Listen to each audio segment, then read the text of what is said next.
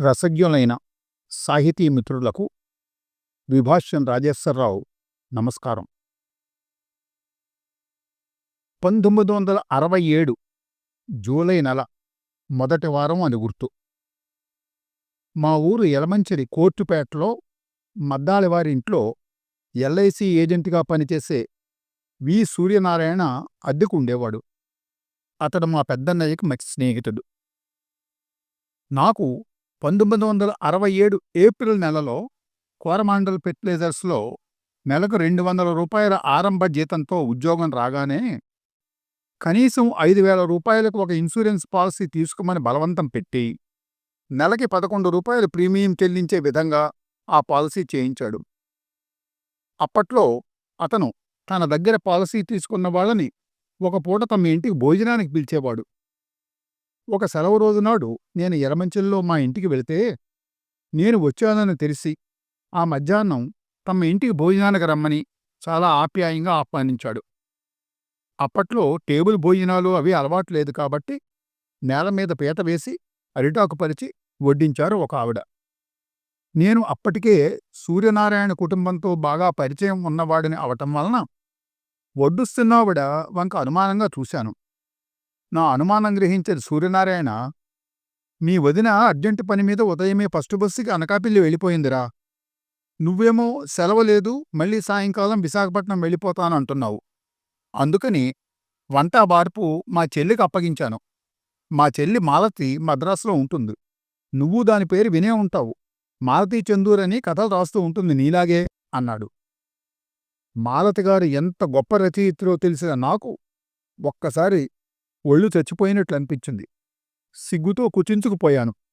ఎందుకంటే అప్పటికి నేను గట్టిగా 20 కథలు కూడా రాయలేదు. ఆవిడే ఎక్కడ, నేనెక్కడ, నాగలోకానికి నక్కకి ఉన్నంత దూరం. అప్పటికింకా భోజనం ప్రారంభించలేదు కాబట్టి వెంటనే పీట మీద నుండి లేచి అక్కడ గోడ దగ్గర నిలబడ్డ మాలతిగారి దగ్గరికి వెళ్ళి ఆవిడ పాదాలకు నమస్కరించాను.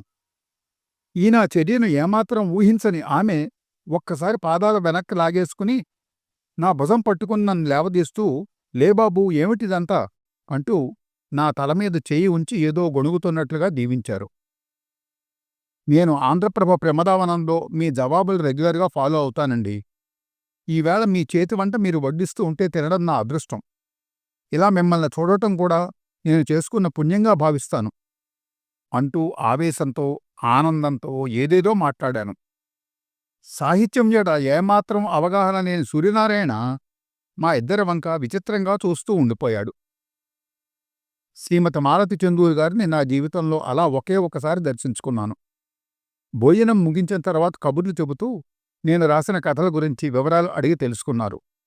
కథ ఆకట్టుకునేలా 10 కాలాల పాటు నిలబడేలా రాయాలంటే బాగా చదవాలి అంటూ పుస్తకాలు విరివిగా చదవవలసిన అవసరం గురించి చాలాసేపు చెప్పారు.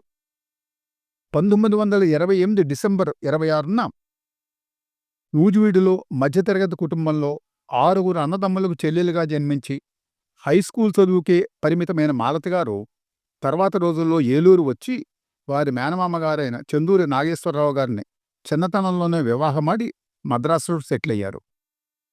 ఏలూరులో వీరి ఇంటి పరిసరాల్లో ఉండే కొవ్వలి లక్ష్మీనరసింహారావు గారు, కొనగళ్ల వెంకటరత్నం గారు, ఇంకా తరచుగా వీరింటికి వచ్చి వెళ్లే ఆచంట జానకీరాం గారు మొదలైన ప్రముఖ రచయితల సాంగత్యం వలన అయితేనేమి, ఆనందవాణి వంటి ప్రముఖ మాసపత్రికను రెగ్యులర్గా చదువుతూ ఉండటం వలనైతేనేమి, కథ రాయాలనే తపనతో తన మొట్టమొదటి కథ రవ్వల దుద్దులు రాసి ఆనందవాణికి పంపిస్తే అది వెంటనే ప్రచురణకు నోచుకుంది.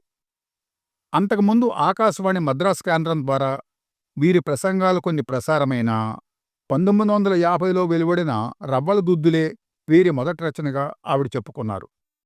సాహిత్యంలో ఉమన్ లిబరేషన్ లాంటి పదాలు రాని అప్పటి రోజుల్లోనే మధ్యతరగతి కుటుంబాల్లోని స్త్రీలు తమ వ్యక్తిత్వాన్ని పణం పెట్టకుండా స్వతంత్రంగా నిలబడుతూ ఉండవలసిన అవసరం గురించి ఆమె కథల్లో, నవలల్లో విస్తృతంగా చర్చించారు. స్వతంత్ర భావాలతో ముందడుగు వేసే స్త్రీ పాత్రలను సృజించి వారి నవలల్లో సజీవ మూర్తులుగా తీర్చిదిద్దారు. ఆమె కొన్ని కథలు రాసినా ఆమె నవలా రచయిత్రిగాను ఇంకా కాలమిస్టుగాను చాలా పేరు సంపాదించుకున్నారు. 1992లో ఆమె రాసిన హృదయనేత్రి అనే నవలకు సాహిత్య అకాడమీ బహుమతి లభించింది. ఆమె 25 పైగా నవలలు రాశారు. సుమారు 300 పైగా ఇంగ్లీష్ నవలలను సంక్షిప్తంగా తెలుగులో పరిచయం చేశారు. అలాగే తమిళ భాషను నేర్చుకుని కొన్ని తమిళ నవలలను తెలుగులోకి అనువదించారు. వీటన్నిటికీ మించి ఒక కాలమిస్టుగా ప్రమదావనం పేరుతో ఆంధ్రప్రభ వారపత్రికలో సుమారు 50 సంవత్సరాలు జనరంజకంగా ఒక శీర్షికను తీర్చిదిద్దడం బహుశా సాహితీ ప్రపంచంలోనే ఒక రికార్డు అనుకుంటాను. ఈ ప్రమదావనం శీర్షికలో జవాబుల పేరిట పలు సందేహాలకు వీరిచ్చే సమాధానాలు ఎంతో విజ్ఞానదాయకంగా ఉండేవి. చాలామంది ఆంధ్రప్రభ వారపత్రికలోని ఆ పేజీలను చింపి బైండ్ చేసి దాచుకునేవారు.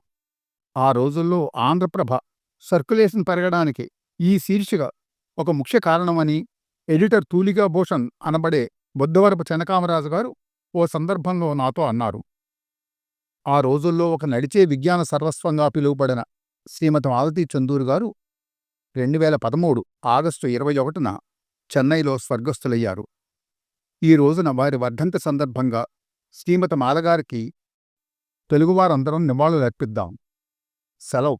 నమస్కారం.